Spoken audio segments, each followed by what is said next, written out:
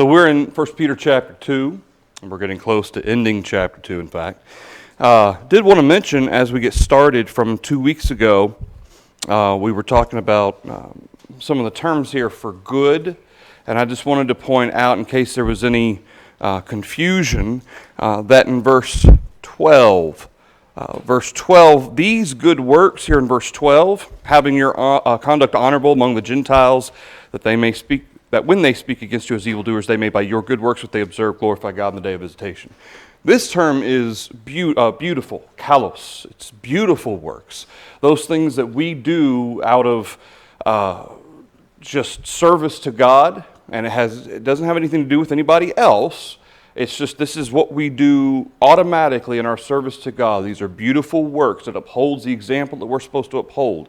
Certainly it's going to have the secondary effect of justifying our example to others, but also it'll have a kind of a secondary benefit as well. But then as we get down to verse 14 and 15, punishment of evildoers, the praise of those who do good. Verse 15, that by doing good you may put to silence the ignorance of foolish men.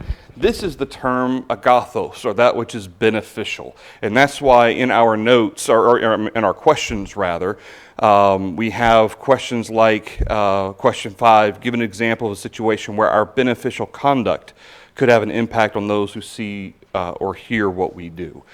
So certainly there's both of these terms, both beautiful and beneficial, but this is why the beneficial is what's mentioned in our questions because of verses 14, 15, and 16. Just wanted to clarify that before we move on to finishing up verse 16. So the last thing we covered, we discussed honoring all people, loving the brotherhood, and then fear God and honor the king. So what does it mean? We've talked about honoring all people and loving the brotherhood. What does it mean to fear God? What kind of fear is being described here? Punishment. Sorry? Punishment. Okay, knowing what God will do. Okay, knowing what the end result is going to be if we don't obey. A lot of times people automatically translate this to respect or reverence. And as we've mentioned on several occasions, respect and reverence is really the end of fear. But the source of fear, the beginning of fear, I guess you could say, is recognizing that God, first of all, is powerful, that He is all-powerful, that He has always done what He said He's going to do. And so when He says He's going to bring the wicked to judgment, and He has brought to judgment people in the past, and then He tells us about this place of torment where a soul's going to go eternally in judgment for those who are wicked, and of course this home of heaven for those who are righteous. We know that He will fulfill that. He is going to do that. And as a result, we have, and this term here is phobeo, which the root source of that is phobos. It's an actual real fear. We know what God is capable of doing. We know what He said He's going to do. And we believe that He's going to do it. And as a result, the fear that comes from that is not one in which some people, they especially religious people, they think, oh, well, you guys always talk up judgment. You always talk up fear of God. But God is love. And nothing better illustrates both sides of God than Romans 11 and in verse 22, where Paul, as he's writing to the Gentile saints in Rome, he says, therefore consider the goodness and severity of God. On those who fell, the Jews, severity, but towards you goodness if you continue in His goodness, otherwise you too will be cut off. And so we need to understand that there are two sides to God. His goodness towards those who are serving Him, and through faith and belief in Him are willing to obey, versus what the consequences will be for those who don't. And it's very simple. I mean, as parents or grandparents, we set forth boundaries for our kids. We tell them, here's what I expect of you, here's what I want you to do, here's what I don't want you to do, here's what the consequences are going to be. And through the actual enforcement of those consequences, they learn over a period of time when they're young what they can and cannot do. And of course, it puts the puts the focus of responsibility on us as parents to be consistent with that, right? Well, God has been consistent over and over again. From Genesis all the way through, he has been consistent in his dealings with man. And it has shown that he will do as he says he's going to do. And so when we fear God, it's not that we don't love him or that he doesn't love us. God loves the world. He's proven it. But it's the fact that healthy fear, that fear that each one of us needs to have, and of course, Peter's writing to saints. He's not writing to non-Christians. He's writing to Christians.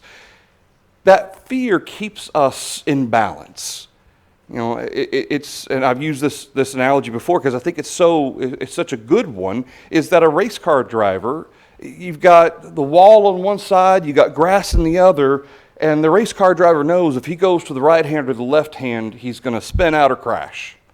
And so he has to keep it on the pavement. He has to keep it on the track that he needs to have to run that race. Well, that's exactly the type of mentality that we have with regard to God's Word. Knowing what's going to happen to me if I turn to the right. What's going to happen to me if I turn to the left. I have to stay in track with what God has told me. Knowing, yes, both the reward that awaits, but also the judgment, the condemnation that awaits if I don't do as he says. So that's the fearing God. And then, of course, because I know what he has said he'll do, therefore I respect him. I respect his word. I hold his word in reverence. A lot of times respect and reverence get used interchangeably, but they're not the same. Respect, especially in our modern vernacular, respect tends to be esteem, okay? And esteem is good.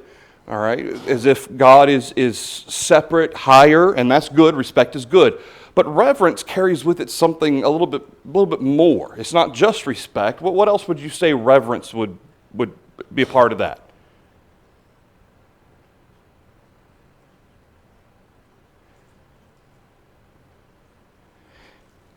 If we talk about individuals in history who are respected versus revered, what might be the difference between the two? I always thought reverence had to do with God. Okay, and why is that? Well, because it's higher than just respect. It's for someone who's above us. Okay. More than we do. So if respect is esteem, okay, and we respect authorities, we respect people in our lives, and we hold them in esteem. Reverence would be more like exaltation. Okay, really, to a certain extent, that the source of the term reverence actually speaks to worship. Okay, it actually speaks to giving homage to. All right, and so that concept of reverence, those are two different concepts. Yes, should we respect God? Absolutely. Should the fear of God cause us to respect him? Yes. But even more than respect, we should revere him and we should revere his word. I mean, think about how many times in the Psalms, Psalms 19 and elsewhere, where the psalmists describe how much they honor God, how they honor his word, how they love his word, his commandments, and the things that he has said and the things that he has done. And that goes to show I know who God is. I know his character. And I understand when he tells me to do something, I need to do it. And as a result of having that fear, I therefore hold him in reverence. I hold his word in reverence.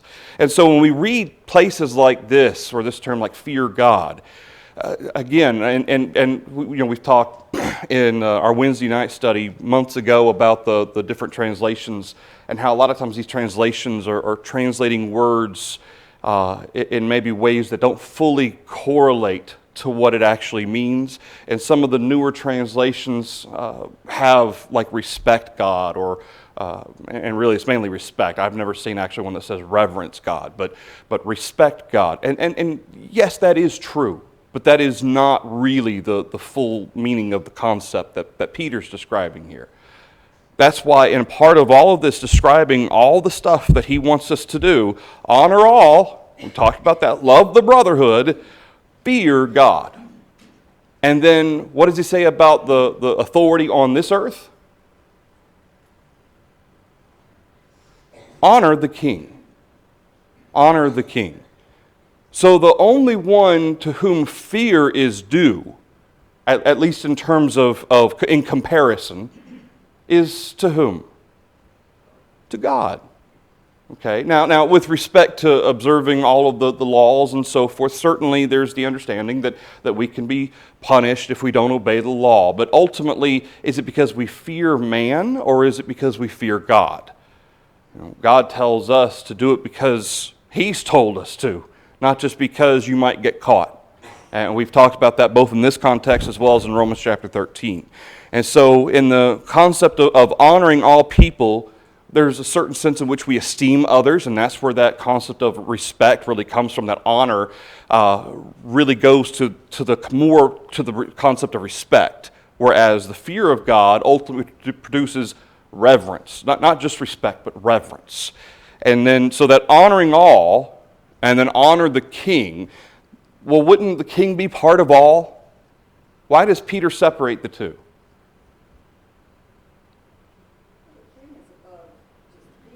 Okay, so it's a little bit different then than just honoring all people. He's the social authority. Okay, all right.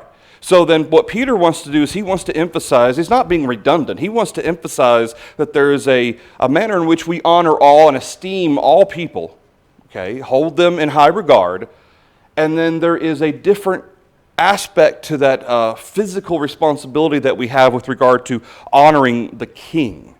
And all that goes with it, honoring the laws, honoring his decrees, even if we don't agree with them. Those decrees, though, that authority, God has granted man, among man, to hold that type of authority. Whether it's a king, a government, whatever it may be, God has blessed that structure for the purpose of, and for its design of, actually promoting good works and praising good works. And those people that are doing what God wants them to do, that government, that authority is there really to protect them. Even though man throughout history at times has taken advantage of that, that's not how it was intended. And it's those types of individuals don't really promote a healthy society and a self-sufficient society. And so those who are individuals, citizens who are serving God, they're the type of citizens normal governments want. All right, anything else through verse 17? All right, so going on to verse 18. Starting with verse 18, servants, be submissive to your masters with all fear, not only to the good and gentle, but also to the harsh. For this is commendable, if because of conscience toward God one endures grief, suffering wrongfully. For what credit is it if, when you are beaten for your faults, you take it patiently? But when you do good and suffer, if you take it patiently, this is commendable before God. All right. So now Peter is addressing specifically servants and masters. All right. And it's important to note that throughout the New Testament, the concept of servants and their attitude towards masters, as well as Christian masters towards their servants, everything that is discussed with regard to their attitude has everything to do with how they treat each other, not with whether or not this concept, whether it's indentured servants or the idea of slaves. There is no, within the scriptures, there's no political suggestion either way on that. Okay, it's just the society in which they lived in Rome, the Roman Empire, and for all of really man's history, there have been servants and masters. Now, again, that's not to say that God is in favor of slavery or servants' indentured servitude. But it goes to show that the focus of the New Testament is on the internal character, the attitude of an individual, especially as it pertains to a Christian. And that in terms of political attributions or political advice, that doesn't exist. Okay. Now, does God see all people the same, male, female, skin color, ethnicity? Yes. No, there is no difference. Okay. But when it comes to the character of these individuals in whatever state they find themselves in, whether it's a master or a servant, or a slave. Here's the type of attitude they're to have. And so he speaks directly, Peter does here in verse 18 and 19, to servants. He says, be submissive to your masters with all fear. Why should they fear their masters? And of course, it's interesting because it's on the heels of describing the type of attitude we have to all people, first of all, to the brotherhood, we love them, and then he starts talking about those in authority. In particular, obviously, the highest authority is God, and then the king, and then we have this relationship between servants and masters. So what type of fear, verse 18, should a servant have to their master?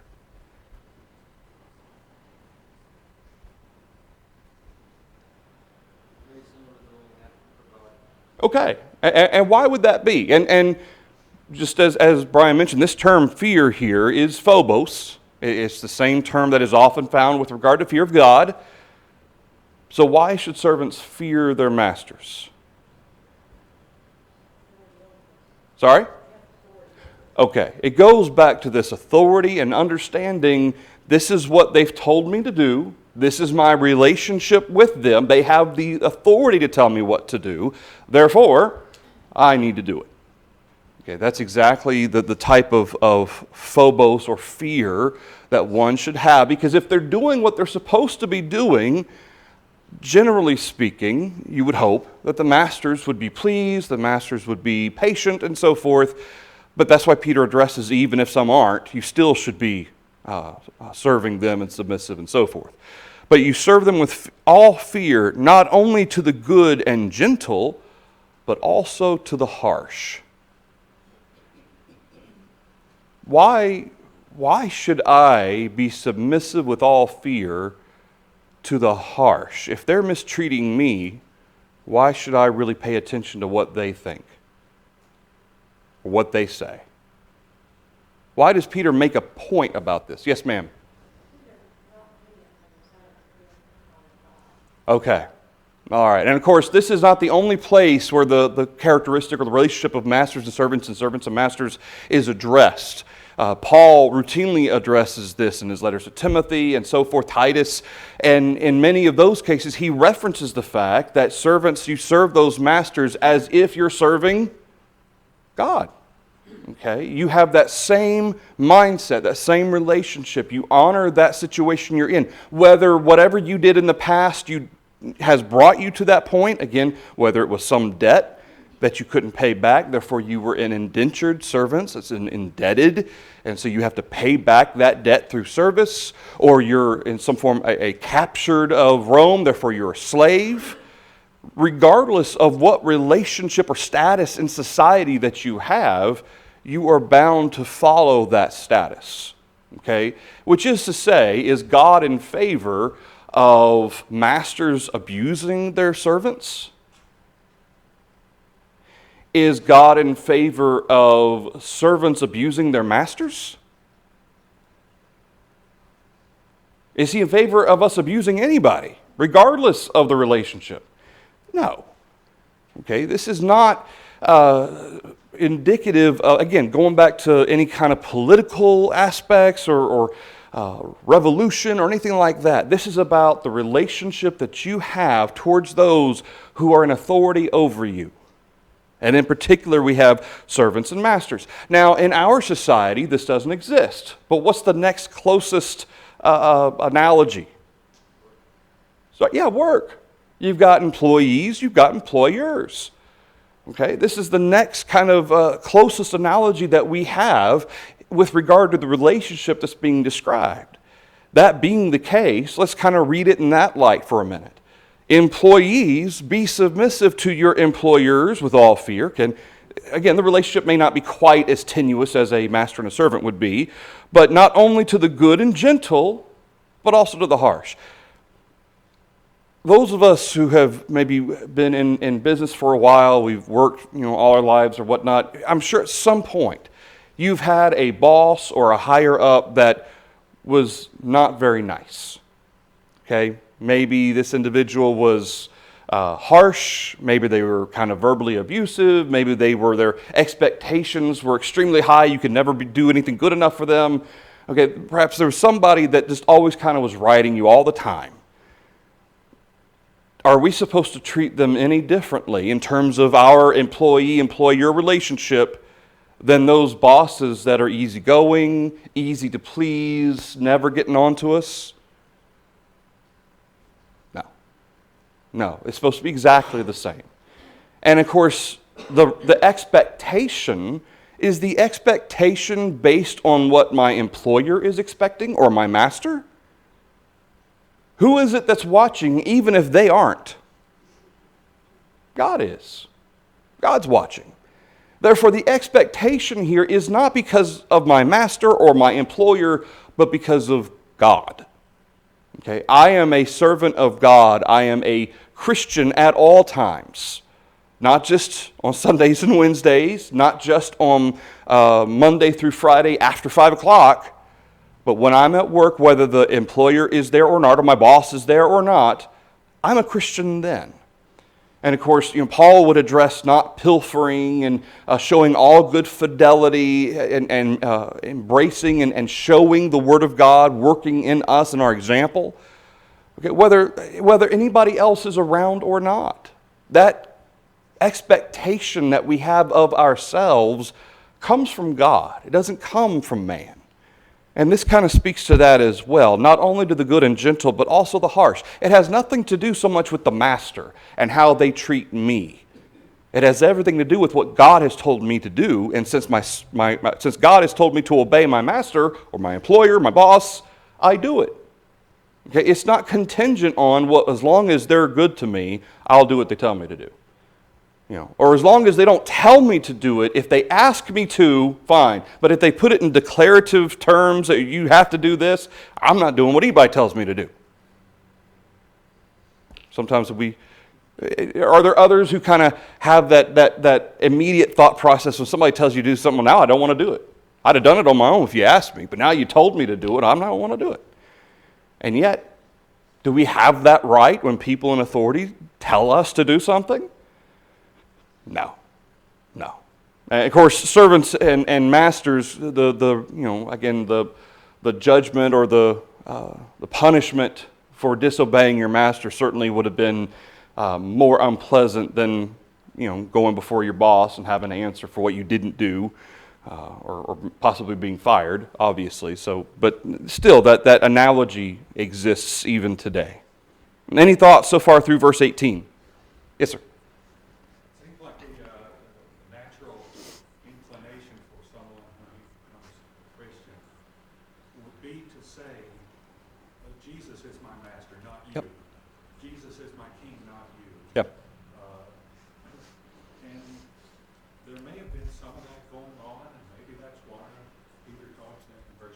Yep.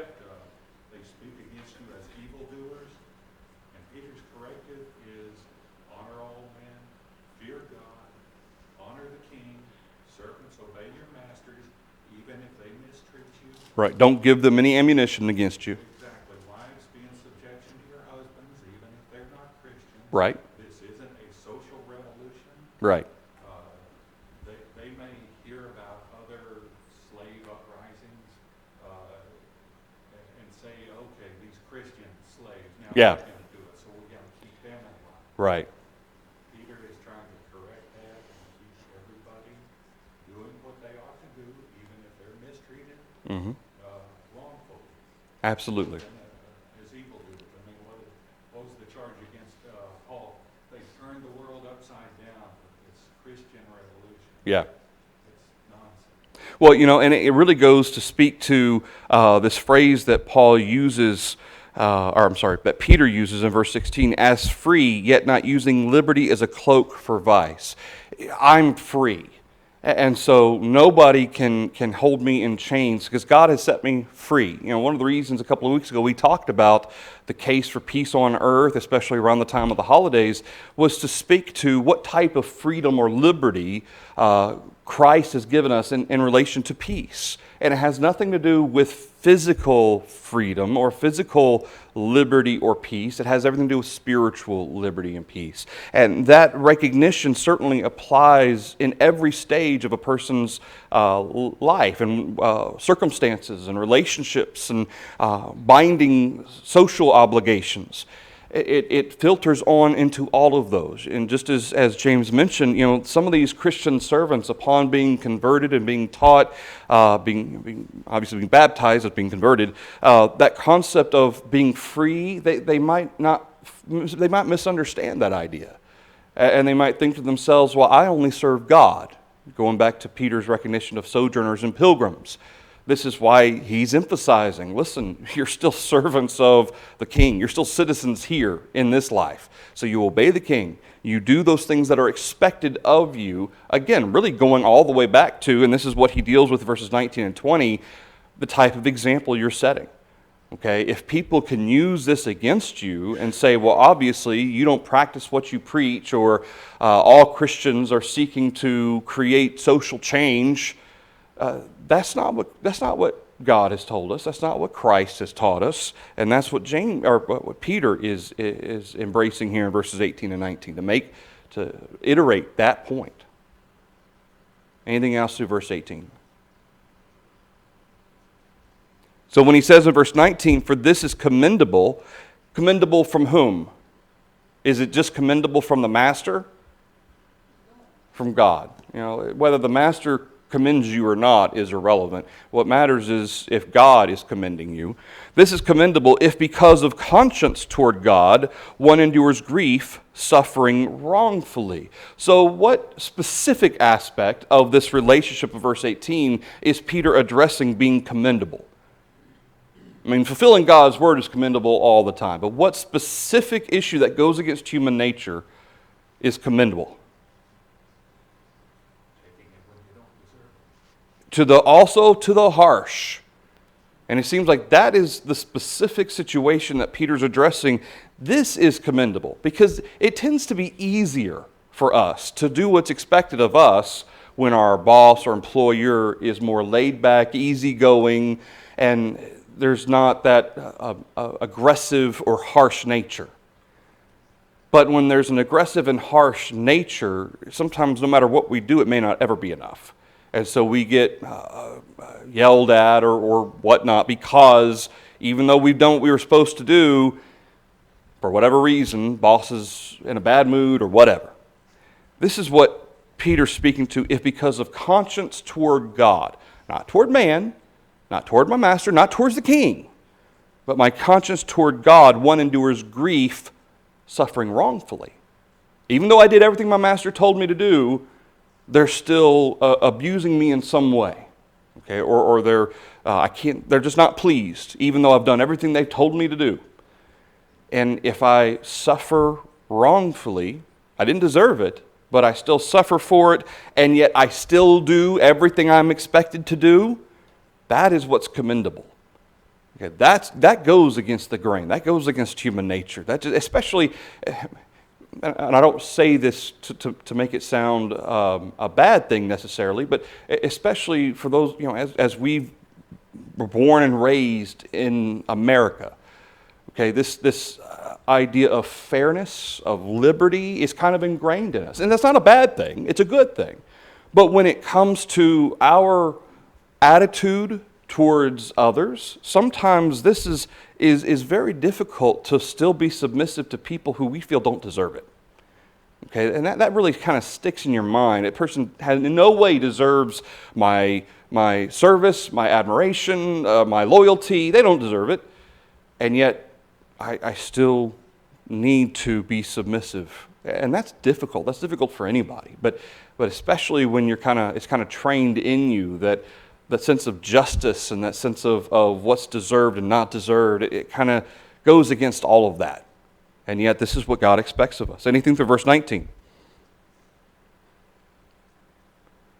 Verse 20. For what credit is it if when you are beaten for your faults you take it patiently, which is to say, because you've done something wrong and you understand you deserve what you're getting to the extent that you're being punished for whatever that punishment was, whatever it was you did wrong, this is why you're being punished. And you know that.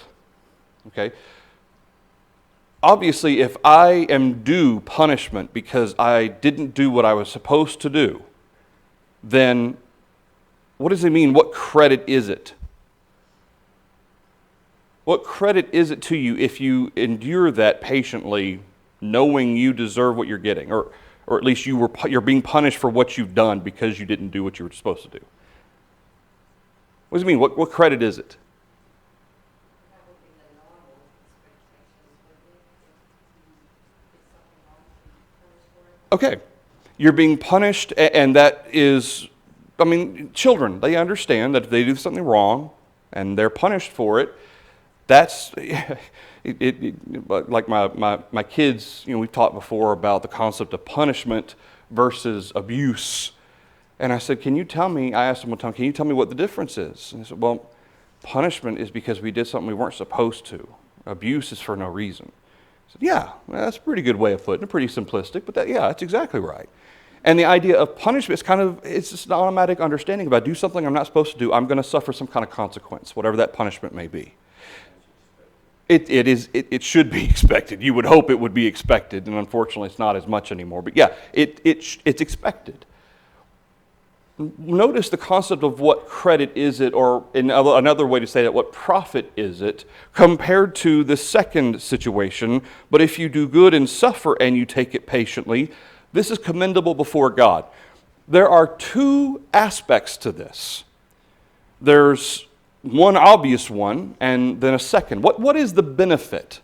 In comparison to the lack of benefit for suffering for doing what you did wrong, there are two benefits that are associated with you didn't do anything wrong, and yet you're still being punished, you're still being facing suffering. What two benefits come from that? First one is it shows my service to God. Okay? And that goes directly back up to verse 19. This is commendable before God. What's the second one? And this speaks to James's point back in verse 12.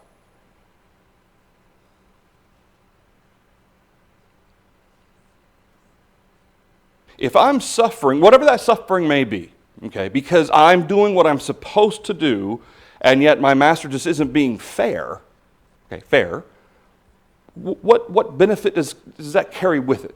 Ben? Gives our enemies no ammunition for saying, well, he's that person or whatever. In fact, to a certain extent, and not just, it doesn't give our enemies or those who speak evil of us ammunition, doesn't it in some ways make the opposite case? That I'm willing to suffer, even though I didn't do anything wrong, and yet I am willing to allow myself to be put in those situations because God has told me to. And notice it has nothing to do with my spirituality, has nothing to do with my faith. There's nothing here that suggests that you're being beaten because you're a Christian, although certainly it wouldn't exclude it. But just from a purely physical service perspective, I do everything I'm expected to do, and yet I'm still suffering in some form. Doesn't it actually take away from any kind of argument that Christians are spoiled or Christians refuse to do anything that they're told to do, or they try to rebel at every opportunity, and any kind of argument anybody can make. Not only does it take that ammunition out of their pocket, but it makes the opposite case. Just as Jesus, when he was being accused and being reviled and being spat upon and being beaten, and yet he was willing to suffer. Okay, that same example that he gives to us, Peter's kind of referencing here. And it's this recognition of submitting to that authority, whether it's fair or not, whether I deserve it or not. And of course, in the case that's commendable, when I don't deserve it, and yet I'm still getting it, this is what's being emphasized, is that you endure it patiently because you're serving God. Not just, it would be hard to think of it in terms of serving man when the master is abusive and nothing's ever good enough. But that's why Peter says you're serving God. Don't worry about it being serving man. You're serving God. Do it because God tells you. I saw a hand somewhere. Yes, ma'am. Well, we also have to remember that we are doing it for God, not for somebody to say, oh, look, they're taking that when they shouldn't. Yeah. Because people will turn that around too. Absolutely. When I was in high school or college, I don't know, there was a song called Coward in the County. You may be too young to remember, but there was a country song, and the point was that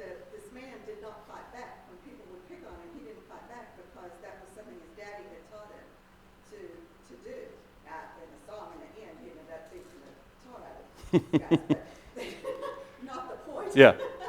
Anyway, but the point was he did it because it was the right thing to do for him, not because of what these people said. They all called him a coward. They Yeah. said, well, see, he won't fight back. Yeah. And sometimes in our culture, that's how people view us too. If we don't fight back, well, they're not standing up for themselves. Yeah. You know, and you have to take that too. Yeah. You know, and realize that I'm doing this for God, not for y'all in the first place. Yes. Yeah. That's a great point.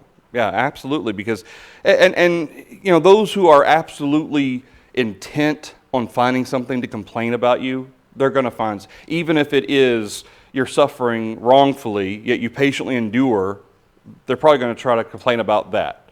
Okay, well, you know, you're just a weakling and you refuse. Remember we talked before about the difference between being weak and meek?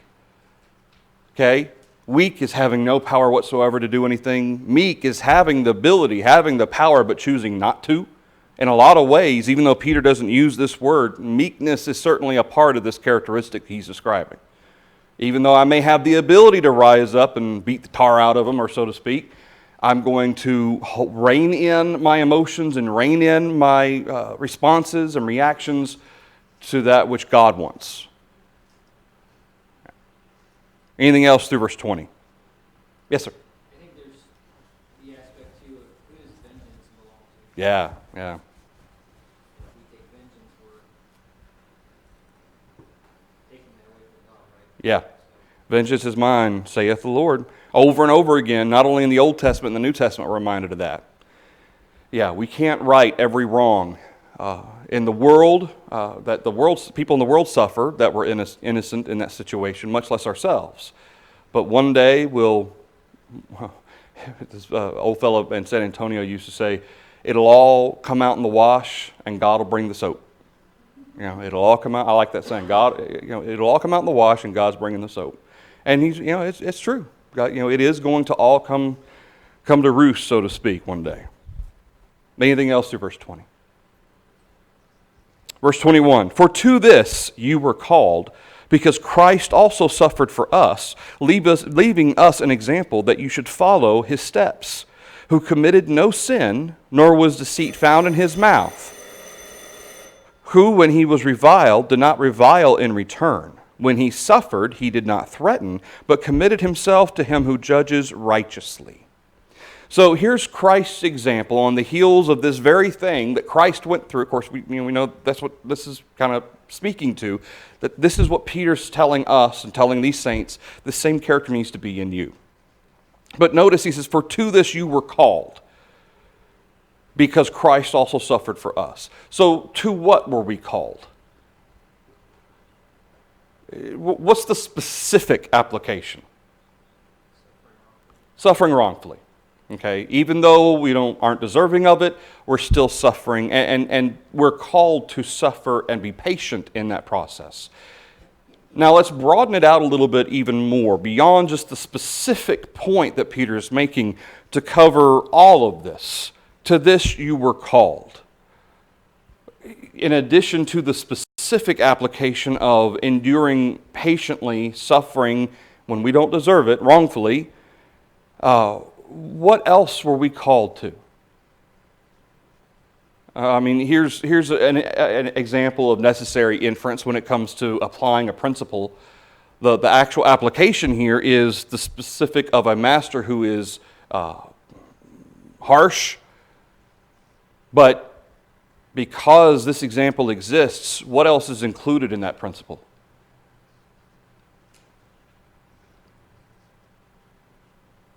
What does it say in verse 18?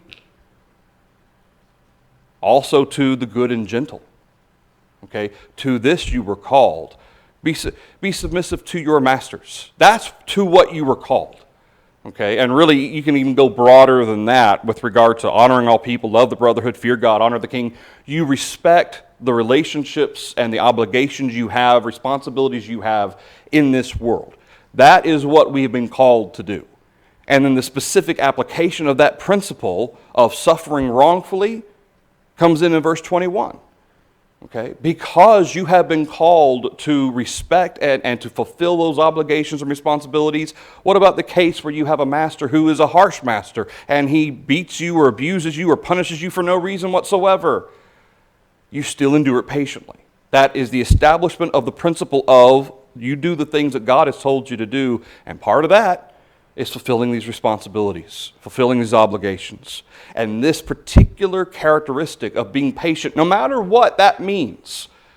So would the same principle apply in a scenario where the king has passed a decree that makes my life inconvenient? Or in some form or fashion, maybe not because of my faith, but for some reason I'm punished for some reason that I don't deserve. Some decree that he has passed or the government has passed that in some way punishes me, not because of my faith, but just in general in life for some reason. Do I still suffer patiently? Or do I lead an uprising to overthrow the government? Okay, the same principle is going to apply in each of these situations. And that's what we talk about when it comes to, well, this is one example of necessary inference, in that a broad principle is being applied specifically in verse 21. But that same principle can be applied specifically in other parallel situations. Just like with the king or all people, for instance. What if there are people who are abusing me because I didn't do or because I doing what I'm supposed to be doing, and they're abusing me for some reason, and I don't deserve it, and yet for whatever reason the government's okay with it. It's not unlawful, it's not illegal. You suffer patiently. And that's the application of that principle. And this is why he brings in verse 21, Christ suffered for us, leaving us an example that you should follow his steps. This is the same example Christ left. That even though he didn't deserve anything that he got, at the same time, he was willing to endure, knowing, yes, it was for us, but ultimately whose will was he serving? The Father's will. That's why Jesus did what he did. Yes, he loved us, that's certainly part of it, but it was also to fulfill the Father's will. So for us, when we're in the same situations, we do it, yes, because we love God, certainly. That's reciprocal, but because we seek to fulfill the Father's will also. He committed no sin, nor was deceit found in his mouth. And of course, Peter quotes from the Old Testament, which that's part of, I think that's one of our questions. Who, when he was reviled, did not revile in return. When he suffered, he shows the characteristic of Jesus. All right, we'll stop there with verse 22. We'll pick up here next Sunday, Lord willing, and we definitely should finish chapter 2. Chapter 3 notes are on the back table if anybody hasn't gotten those yet. Thank you, everybody.